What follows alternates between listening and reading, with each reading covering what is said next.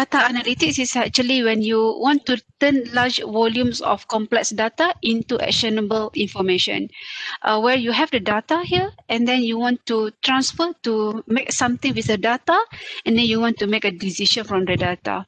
So from data, it can be just a descriptive, what happened. You have a lot of data, but what happened with the data? So you can analyze the data to know what happened actually. So it's called as descriptive. And then when you want to diagnose, you want to answer why did it happen. So it's called as diagnostic.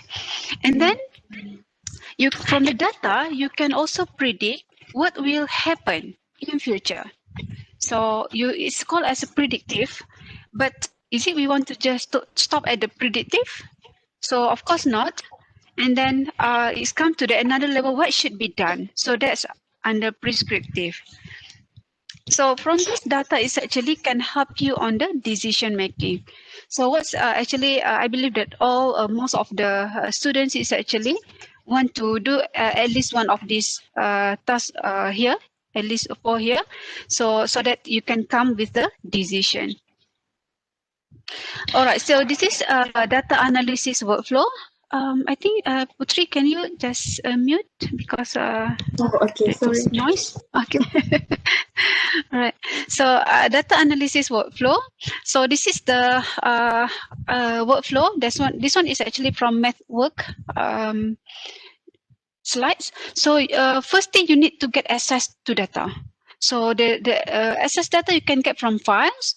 Either a type of files, either can be Excel, TXT, images, and also you can get from the software or hardware.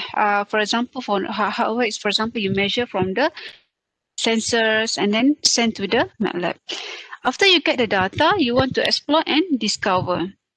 So during this explore and discover, you will do the data analysis and modeling, and then at the same time you develop the algorithm and also apps development. In MATLAB, this application development is one of the tools provided in MATLAB, but of course we're not going to go through all this today, so we just focus on the data analysis and modeling. After you've done the data analysis and modeling, of course, you want to share. In terms of reporting and documentation, that is the common one. You report what's your findings, and then you document the findings from the data analysis. And also, it comes in terms of output for design. With the parameters that you get from the data analysis, maybe you pass for the design.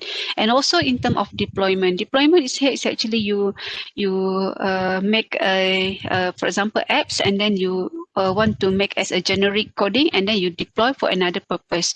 So these are actually workflow I got from the MathWork.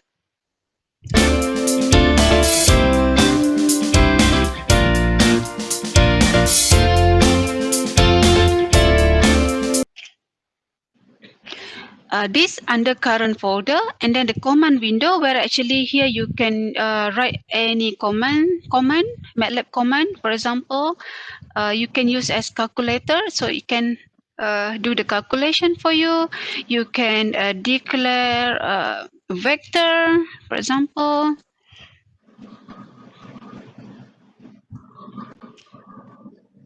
So you will do simultaneously using the command window, and then when you write your command here, MATLAB command here, you will see that the workspace change.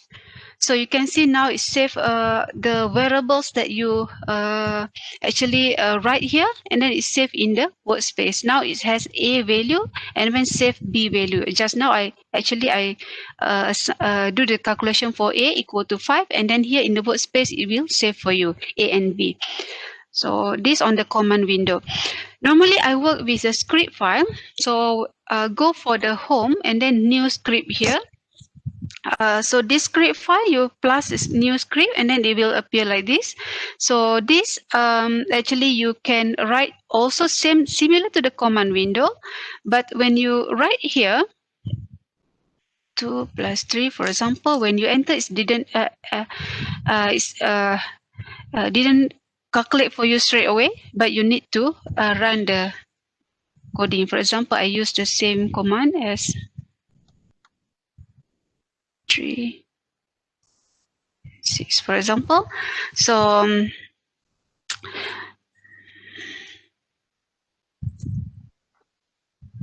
all right, so when you use the editor window, you need to go for the editor tab on the top of the toolbar here. So you can use either run button here or run section, either two. Normally I use run section because run section you can separate your program into several sections, and then run button you need to save your file first. So for now I just use run section, and then it will execute the coding for you, A and B calculation, and then now it's saved here in the workspace A and B. So that's yes, cool. Maybe can help on the certain things on the chat box, so he will help me. So all right, so this editor normally if you ask me, either I like to use, both can be used, editor window, command window. Some of the expert, they like to use the command window, but the thing with the command window, actually when you work, you cannot save this command what you done before. For the simple things you did, fine, but sometimes you want to refer what actually the command that you write, you have to recall, and then after you close the MATLAB, it will this one will be disappear all in the command window. So I like to work with the editor window because I like to save whatever I do with the coding. I like to save, because when you have in the editor window, you can go and then save your file. So for example, I just put exercise 1.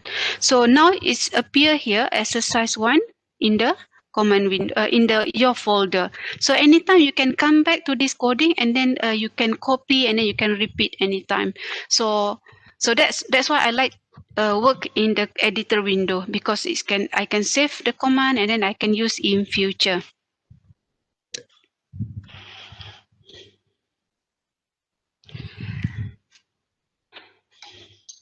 So this on the MATLAB user interface. So now I'm comes to the creating variables and array. So for the creating variables and array, so this the content that I will cover for the creating a one-dimensional array, creating a two-dimensional array in matrix, transpose operator, array addressing, and adding and deleting elements. This is very important. When you work with MATLAB, you actually work with matrix. So that's why it's called as MATLAB, Matrix Laboratory. So you need to know how to actually handle the matrix in MATLAB. So if you have if you want to create array or 2D array, so normally we will write enter row by row with a space or comma, and separating entries within the row and semicolon separating the row. So this is an example.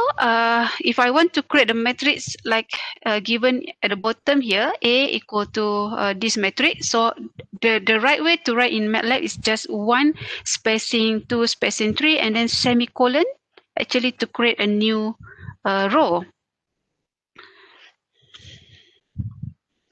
And this is if you want to create array, this one is a special command in MATLAB. You want to create an array that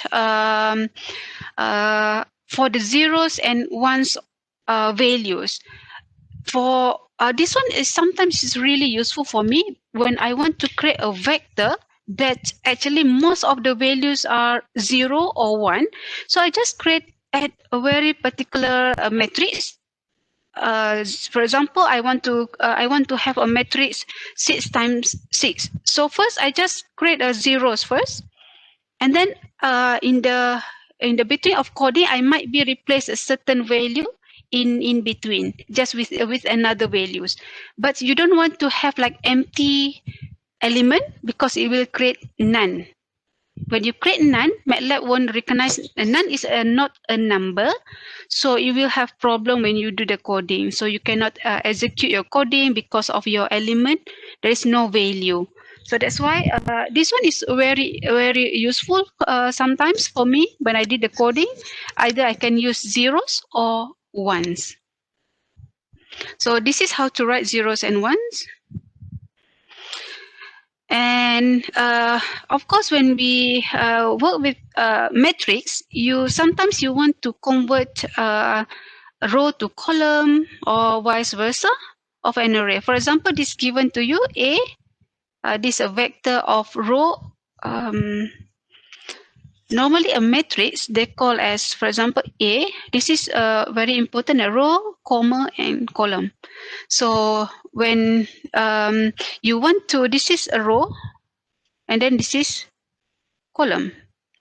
So column 1, column 2, column 3. So this one is a matrix of 1 times 3, matrix of AA. So 1 times 3, and then when you want to convert, becomes 3 times 1, like this. So you just put a transpose, or sometimes inverse.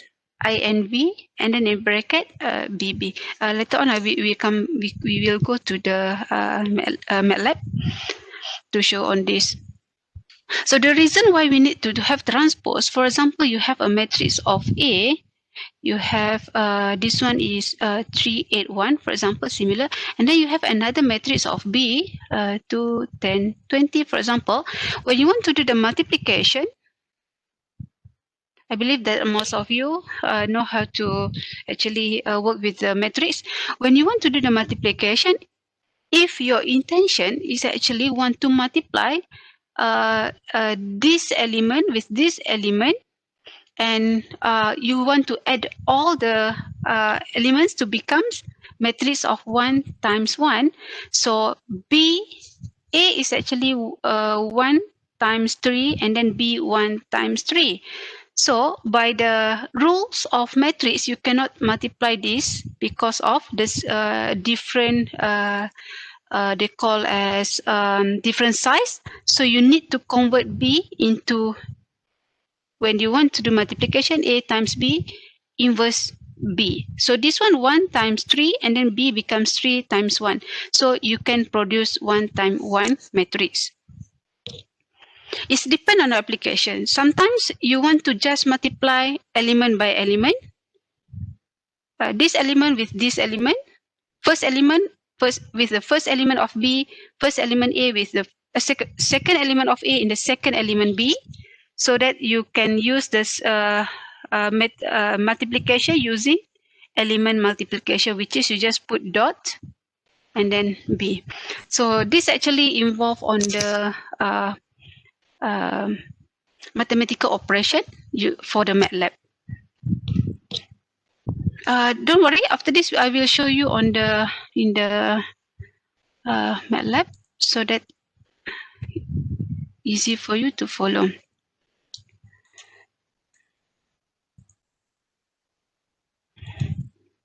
So come back to this one. So this one is, for example, I gave you for the simple command, I like to use the command window. So for example, 2, 3, 5, and then so, and then B, for example,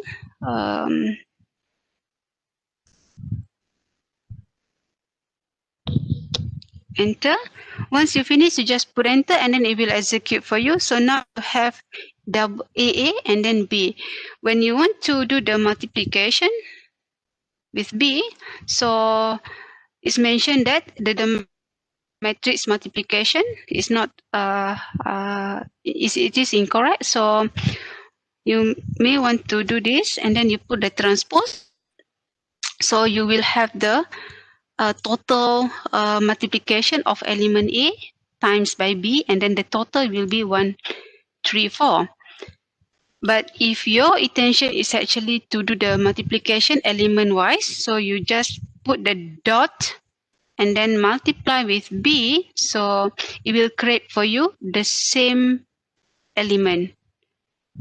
2 times 2 is 4, 3 times 10 is 30, and then 5 times 20 maybe 100. So this on the multiplication element by element.